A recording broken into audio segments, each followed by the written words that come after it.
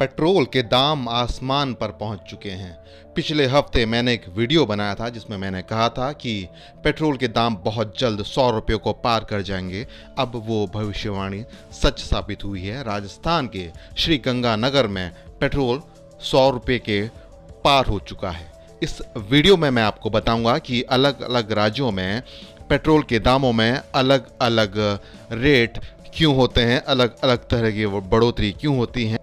इसके अलावा मैं आपको ये भी बताऊंगा कि हमारे पड़ोसी राज्यों में पेट्रोल और डीजल के दाम क्या हैं। भारत की बात करें तो राजधानी दिल्ली में 90 रुपया लीटर पेट्रोल के दाम हो चुके हैं और इसी परिप्रेक्ष्य में इसी की तुलना अगर पड़ोसी देशों से की जाए तो बांग्लादेश में 76 रुपया 41 पैसा पेट्रोल की कीमत है। नेपाल में 68 रुपया 98 पैसा यानी कि करीब 69 रुपीज़ पेट्रोल के दाम है। भूटान में 49 रुपीज़ 56 पैसा पेट्रोल के दाम है। पाकिस्तान, जिसे हम कंगाल देश कहते हैं, उस पाकिस्तान में 51 रुपया 14 पैसा पेट्रोल की कीमत है। श्रीलंका, जहां पर इंडियन ऑयल पेट्रोल और डीजल की सप्लाई देता है, वहां पे 60 रुपया 26 पैसा पेट्रोल के दाम इन दिनों चल रहे हैं। इंडिया में आग लगी हुई पेट्रोल में। नेपाल और भारत के दामों में जमीन आसमान का अंतर है। नेपाल की हालत ये है कि नेपाल को पेट्रोलियम की सप्लाई भारतीय कंपनियों द्वारा होती है। इसके बावजूद भी नेपाल में भारत की तुलना में 22 रुपया कम दाम पेट्रोल के लिए जा रहे हैं और इसीलिए इन दिनों नेपाल और भारत की सीमा में बसे हुए जो ज़िले हैं, जो एरियाज़ हैं, वहाँ पर पेट्रोल की तस्करी बढ़ गई है। अररिया हो, बिहार का अररिया हो, या फिर सोनौली हो, या फिर उत्तराखंड का चंपावत हो, वहाँ पर पेट्रोल की कालाबाजारी की जा रही है। नेपाल से पेट्रोल लाया जा रहा है और भारत में बेचा जा रहा है। तस्कर पगडंडियों के सहारे नेपाल से भारत पेट्रोल ला रहे हैं और बेच रहे हैं। पुलिस भी सख्ती दिखा रही है और कई लोग पकड़े जा रहे हैं। इसके अलावा तस्करों ने एक और तरीका भी ढूंढ निकाला है। नेपाल गाड़ियां भेजी जा रही हैं और गाड़ियों की टंकी में भर भर कर पेट्रोल इंडिया लाया जा रहा है और सीमावर्ती इलाके जो हैं, उत्तराखंड के हों या फिर बिहार के हों, वहाँ पर, या फिर यूपी के हों, वहाँ पर पेट्रोल बिक रहा है 22 रुपया सस्ता। इसका सीधा असर उन पेट्रोल पंप पर पड़ रहा है जो सीमावर्ती इलाकों में है। बेहद साधारण बात है कि लोग सस्ता ही पेट्रोल खरीदेंगे। जो पेट्रोल 22 रुपया सस्ता हो, उस नेपाल वाले पेट्रोल को लोग खरीद रहे हैं। अब जरा पेट्रोल में ये बढ़ोतरी क्यों हुई है वो भी जान लीजिए और कुछ डेटा, कुछ आंकड़े भी मैं आपको बताने वाला हूं जिनसे आपको ये मालूम चलेगा कि पेट्रोल में पिछले कुछ सालों में कितनी बड़ी आग लगी, किस तरीके की बढ़ोतरी हुई और किस इजाफे से हमारे और आपके जेब कटी। पेट्रोल के दामों में बढ़ोतरी की 3 मुख्य वजह हैं। पहली वजह, कच्चा तेल 13 महीनों में सबसे महंगे स्तर पर है। इस साल कच्चा तेल 23% तक महंगा हो चुका है। सेंट्रल यानी कि केंद्र पेट्रोल और डीजल पर उत्पाद शुल्क नहीं घटा रहा है, जिसकी वजह से राज्यों ने भी शुल्क नहीं घटाया और पेट्रोलियम के दाम आसमान पर पहुंच गए।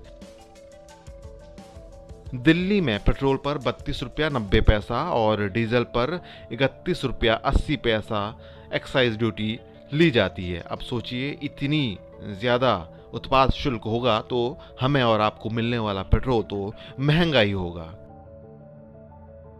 तीसरी सबसे बड़ी वजह ये भी है कि राज्य सरकारें पेट्रोल डीजल पर वैट लगाती हैं। पेट्रोल डीजल अभी भी जीएसटी वाले सिस्टम पर नहीं आ चुका है। पेट्रोल डीजल पर अभी भी वैट लगाया जाता है। अलग अलग राज्यों में वैट की अलग अलग दर है। इसीलिए राजस्थान के श्री गंगानगर में पेट्रोल 100 रुपये के पार पहुंच गया, क्योंकि राजस्थान में सबसे ज़्यादा वैट लिया जाता है। दिल्ली में 1 लीटर पेट्रोल पर 20 रुपया 61 पैसा वैट लिया जाता है। पेट्रोल और डीजल जो आप महंगा खरीद रहे हैं वो पिछले 14 दिनों में 11वीं बार इसके दाम बढ़े। 9 दिनों में पेट्रोल के दाम ₹2.60 और डीजल के दाम ₹2.82 बढ़ा। इस साल 21 बार पेट्रोलियम के दाम बढ़े हैं। इस दौरान पेट्रोल ₹5.83 और डीजल ₹6.18 महंगा हो गया।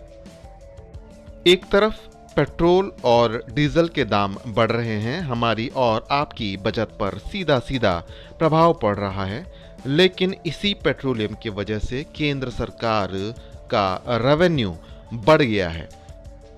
केंद्र सरकार ने 2014-15 में पेट्रोलियम पदार्थों पर उत्पाद शुल्क से 1.72 लाख रुपये कमाए। 2019-20 में 3.34 लाख करोड़ रुपया उत्पाद शुल्क से आया। और शायद यही वजह है कि पेट्रोलियम से लगातार लाभ कमाया जा रहा है और इसके वैट और दूसरे शुल्कों को घटाया नहीं जा रहा है। केंद्र और राज्य सरकारें अगर ठाने तो पेट्रोलियम के दामों को काबू में किया जा सकता है। केंद्र और राज्य अपने राजस्व में थोड़ा सा कमी कर दें तो इसका सीधा सीधा फायदा जनता को हो सकता है। केंद्र और राज्य एक्साइज ड्यूटी और वैट थोड़ा थोड़ा यानी कि 2% से 3% भी कम कर दे तो पेट्रोलियम के दामों में 10 रुपये तक की कमी हो सकती है और इसका सीधा फायदा जनता को हो सकता है। लेकिन सरकारें ऐसा नहीं कर रही हैं। पेट्रोलियम बेहद ज़रूरी सामान है, इसे हमें और आपको खरीदना ही है, नहीं तो दुनिया नहीं चलेगी, हम और आप ऑफिस नहीं जा पाएंगे। शायद इस बात को सरकारें भली भांति समझती हैं और इसीलिए पेट्रोलियम पर किसी तरीके का शुल्क, किसी तरीके का टैक्स कम नहीं किया जा रहा है। लेकिन पेट्रोलियम 100 के पार पहुंच चुका है। शायद अब वो वक्त आ गया है कि राज्य सरकारों को गंभीरता से सोचना चाहिए और आम जनता पर जो भारी बोझ आया है, जो आम जनता की जेब कट रही है, उस बारे में सोचना चाहिए और पेट्रोलियम के दाम घटाए जाने चाहिए। मैं ऐसा इसलिए भी कह रहा हूँ क्योंकि मैं आपको वेनेजुएला और कुछ ऐसे राष्ट्रों के तेल के दाम भी बता देता हूँ जहाँ पर तेल के दाम बेहद कम हैं। वेनेजुएला में तेल के दाम हैं ₹1.45। जी हाँ, ₹1.5 से भी कम दाम है पेट्रोल के। और वेनेजुएला दुनिया का सबसे सस्ता पेट्रोल देने वाला देश है। मैंने आपको बांग्लादेश, नेपाल, श्रीलंका, पाकिस्तान, भूटान के डेटा भी दिए। बाकी देशों की तरह भी भारत की सरकार को भी पेट्रोलियम के दाम कम करने के लिए कड़े कदम उठाए जाने चाहिए और सीरियस कदमों से ही आम जनता खुश हो सकती है।